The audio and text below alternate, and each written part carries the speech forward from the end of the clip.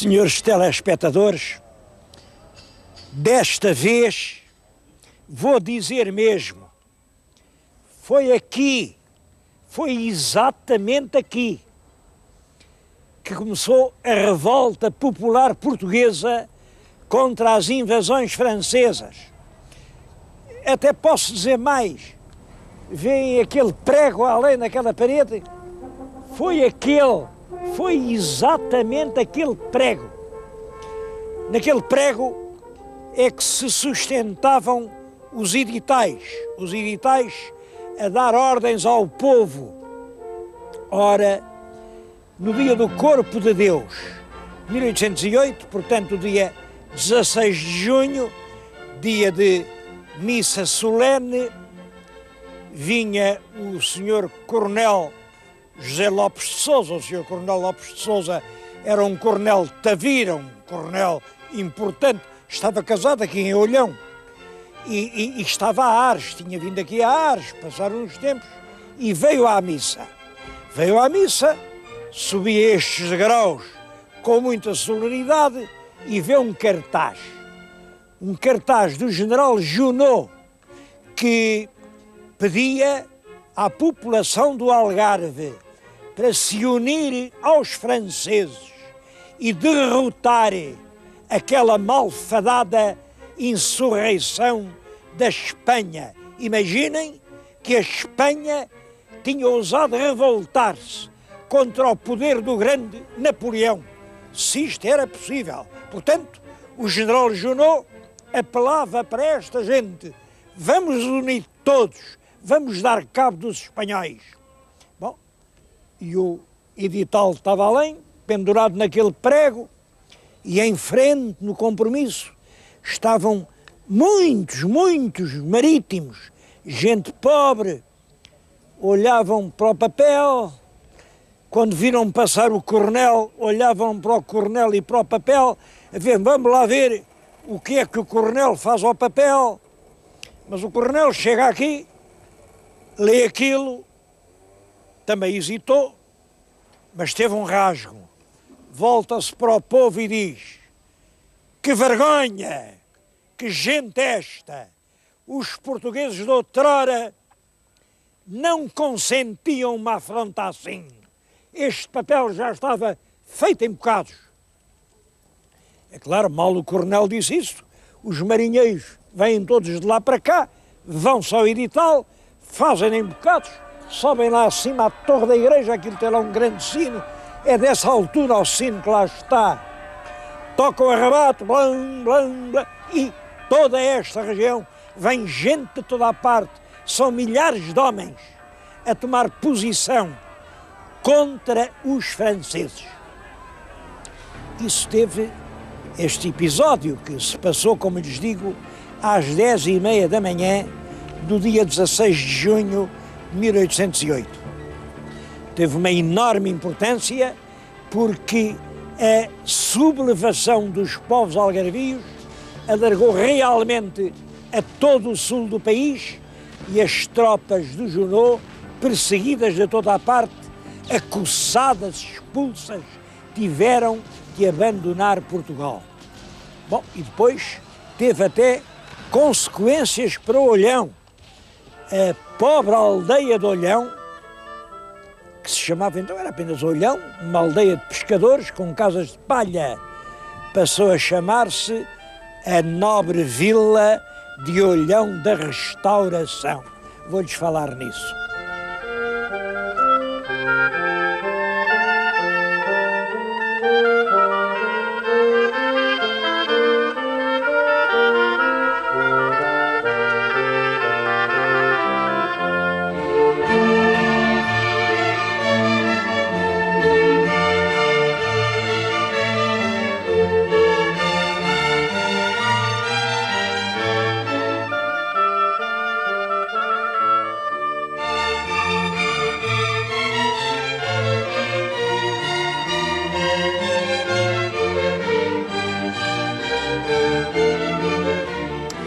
Logo que os franceses foram expulsos do país, houve aqui em Olhão uma enorme alegria. E então um marinheiro tinha um pequeno barco, um caique. Nós não sabemos como era o caique, mas estou a falar-lhes junto do modelo do que poderia ser um caique. Este é um barco de 22 metros. Talvez o caique que foi ao Brasil fosse menor, porque a tripulação eram três marinheiros e um mestre. Bom, pois saem daqui, de Olhão, metem ao Atlântico, vão à Ilha da Madeira, da Ilha da Madeira apontam para o Brasil. É certo que eles não tinham mapas, não tinham nenhum instrumentos de navegação, navegavam naturalmente, guiando-se pelos astros, enganaram-se, foram parar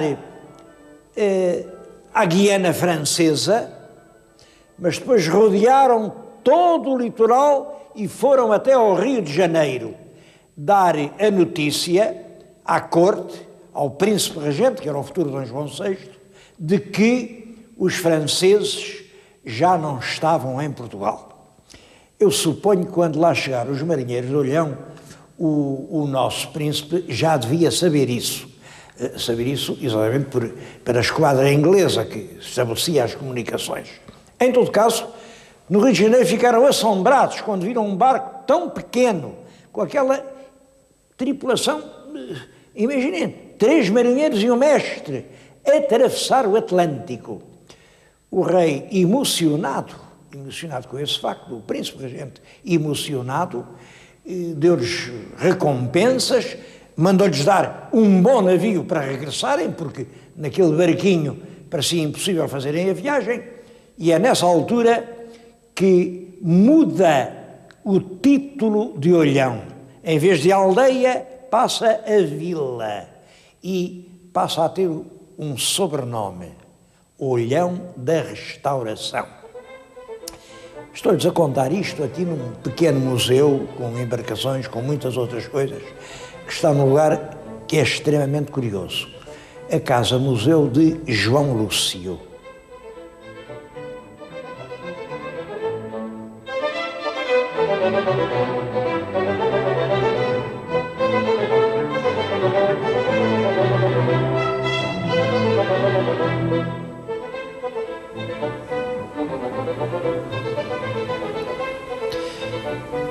Claro que ser vila em vez de aldeia é importante. Bom, mas o título não conta muito. E os habitantes da terra depressa se deram conta disso. Então pediram ao príncipe regente: bom, visto que somos vila, queremos um limite, uma área própria, um termo. E o rei fez-lhes a vontade e assim nasceu o Conselho de Olhão. Isto é nos primeiros tempos do século passado. A partir daí, o crescimento de Olhão em rampa, costuma dizer-se, não, isto nasceu foi com as fábricas das conservas da Primeira Grande Guerra. Quem vier cá percebe que não, porque a Câmara fez muito bem que, enfim, reparou e restaurou o edifício do mercado, que é de 1914. 1914 é antes da Grande Guerra. A Primeira Grande Guerra começou exatamente em 1914. Pois bem, isto era uma vila que exigia um mercado daquele tamanho. Bom, mas não há dúvida que é durante a guerra que as rações dos soldados exigem carne e peixe, que só pode ir para a linha da frente em conserva. E aqui chegou a haver 40 fábricas de conserva. Fazia-se aqui a melhor conserva da Europa. Dessas 40, ainda há, não sei, 3 ou 4, e a gente vai lá vê-las, porque ainda vale a pena. Mas para lhes falar de tudo isto e para lhes falar do caique, eu vim a um estranho lugar. Reparem que tudo isto parece o quê? Um templo islâmico?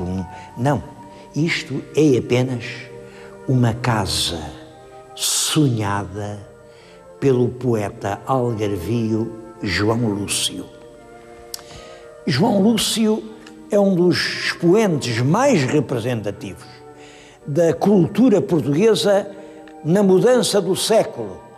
Ele nasceu em 1880 e morreu com 38 anos, muito novo, com a pneumónica. A pneumónica é uma doença realmente que vitimou milhares e milhares de portugueses logo a seguir à guerra. A pneumónica é em 1918. João Lúcio, nesses 38 anos que viveu, fez um nome literário, publicou numerosos livros. E esses livros, alguns, são carregados de literatura e de simbolismo e são de difícil leitura, mas eu penso que quem for algarvio e gostar de belos versos não pode deixar de ler O Meu Algarve. Talvez que O Meu Algarve seja o mais belo livro que jamais foi escrito sobre a terra algarvia. Esta casa permaneceu assim uma espécie de templo à memória de um poeta. Ele fê-la, mas nunca morou aqui. Acho que estavam em obras, ele tinha um filho, era doido por aquele filho, o miúdo tinha 3 ou 4 anos, veio cá, andou aqui, acho que se debruçou nesta varanda, caiu e morreu. Bom, para o pai e para a mãe, este lugar sonhado como um ninho passou a ter o ar trágico de um sepulcro. Nunca aqui quiseram viver. A casa esteve sempre abandonada, sempre. Agora fizeram obras, não sei se as obras foram muito perfeitas, porque isto parece um bocado gelado. João Lúcio não era assim. João Lúcio era um homem meridional, cheio de fantasia, de encanto, de sedução, de comunicação. João Lúcio todo ele era cor, era movimento. Não acredito que ele fizesse uma casa como um sepulcro, a não ser que a memória do filho lhe gelasse a alma. Isso pode ser que fosse. Hoje a casa é um museu. Vale a pena visitá-lo e, sobretudo, vale a pena ler O Meu Algarve de João Lúcio.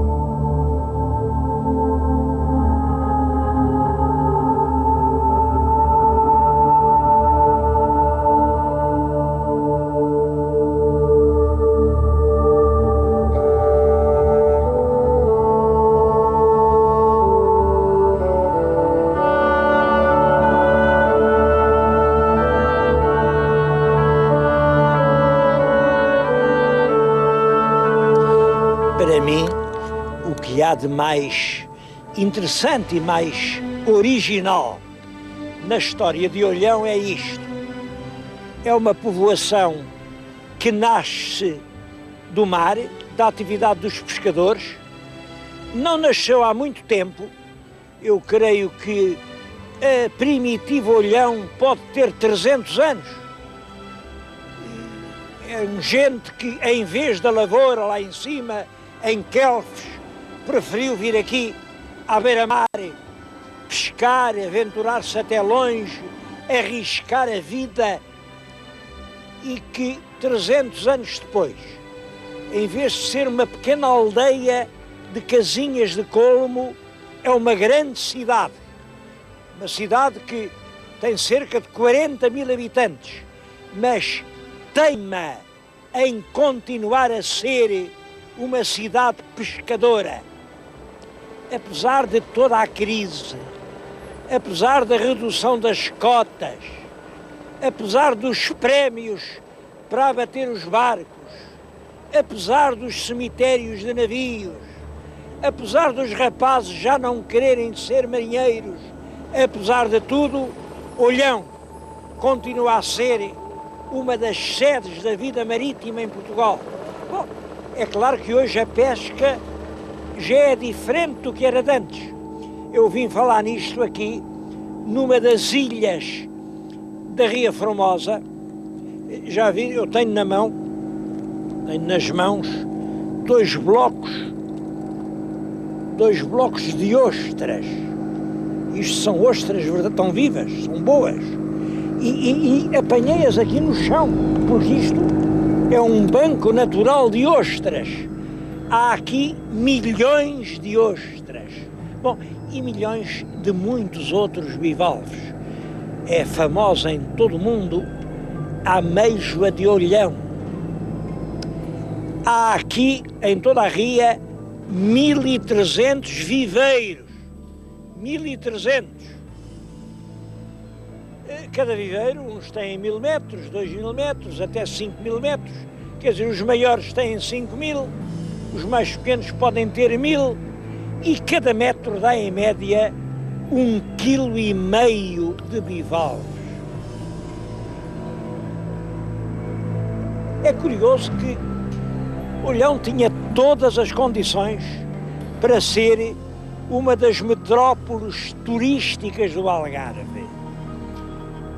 Poucas terras algarvias têm praias tão bonitas. Estas praias das ilhas, aqui, ali na minha frente, fica a ilha de Armona. Isto é realmente uma beleza, uma beleza.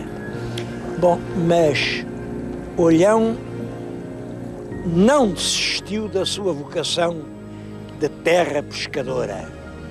Esta é a terra do patrão Lopes. O turismo também, com certeza, mas, acima de tudo, o trabalho.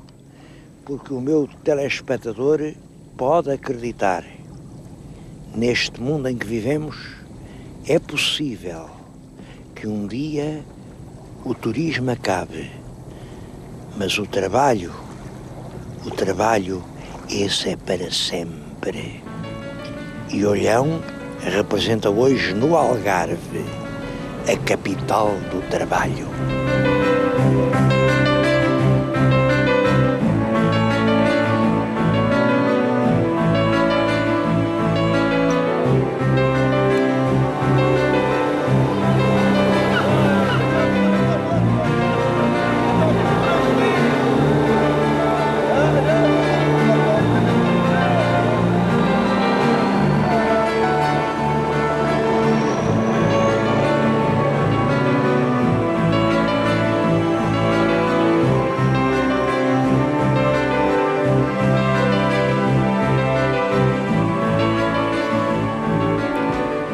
A pesca relaciona-se diretamente à atividade conserveira, que é claro que as conservas de peixe são feitas com o peixe que os pescadores trazem.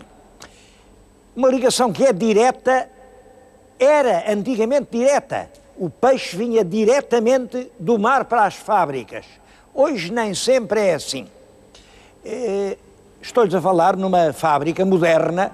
Esta fábrica foi fundada há 2 anos, é uma fábrica de grande porte e pode-se dizer, antigamente havia 40 e agora há 4, mas hoje as 4 fazem quase tanto como faziam outrora as 40, e esta fábrica é ainda à maneira antiga, traz 6 navios no mar, os navios descarregam o peixe diretamente para aqui.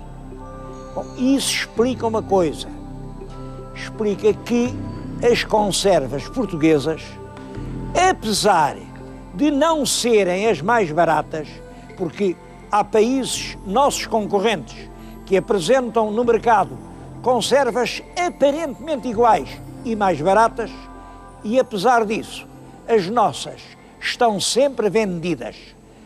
O peixe vai daqui para a América, para a Inglaterra, para outros países da Europa, porque apesar de mais caro é preferido.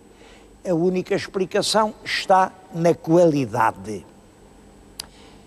No Algarve há 4 fábricas aqui em Olhão, creio que há uma em Vila Real de Santo António e há outra, mais uma em Portimão. Bom, isso é o que resta da nossa antiga atividade conserveira. Portanto, também se pode dizer que Olhão é a capital da conserva.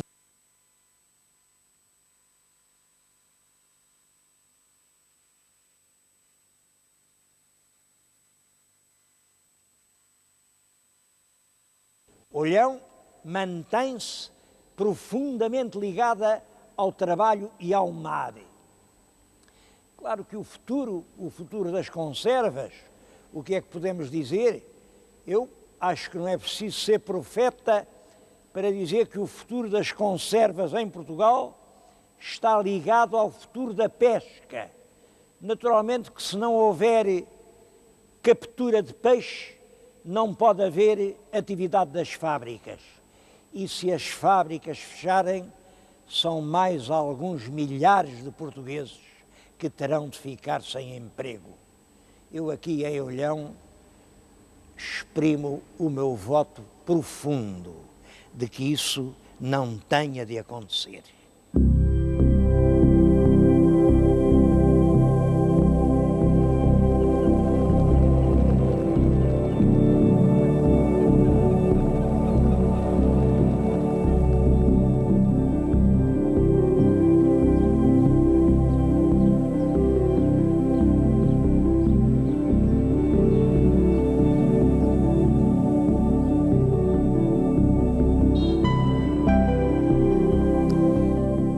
Um programa sobre Olhão ficaria necessariamente incompleto se eu não fizesse uma referência ao patrão Joaquim Lopes. Este é o famoso patrão Lopes, conhecido em todo o país.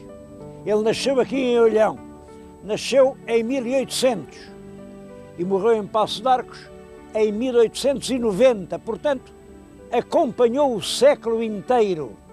Durante o século XIX, a ideia de heroísmo ligava-se à ideia de patrão Lopes, a ideia de altruísmo, de dar a nossa vida pela vida alheia, ligava-se à ideia de patrão Lopes.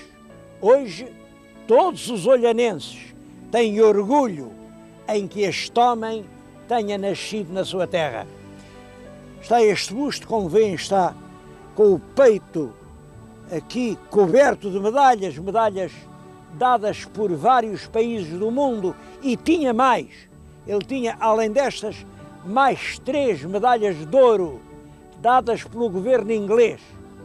Mas essas, na altura do ultimátum, ele foi à Embaixada de Inglaterra e devolveu-as, dizendo: não aceito prémios de uma nação que injuria o meu país. Era um homem de uma grandeza de alma excepcional. Eu queria contar isto, acho que isto ainda hoje vem tão a propósito. Ele, apesar dessa glória toda, destas medalhas, ganhava miseravelmente. Tinha um ordenado de remador, portanto, vivia na miséria. É claro que foram logo os jornalistas a puxar-lhe pela língua, a dizer: então o senhor acha bem que um homem que tem salvado tantas vidas, o governo, não, a tirarem partido político, a quererem pô-lo contra o governo? E o patrão Joaquim Lopes respondeu-lhes: um peito que guarda sentimentos tão grandes não tem lugar para sentimentos pequenos.